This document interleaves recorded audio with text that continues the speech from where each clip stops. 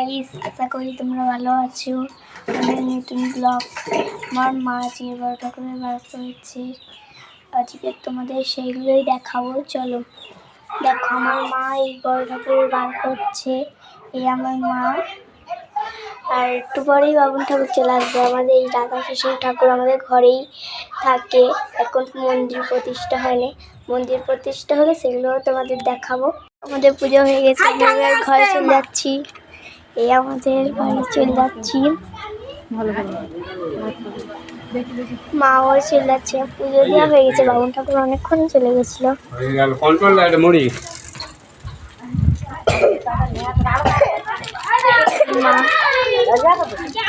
মা প্রসাদ নিয়ে যাচ্ছে।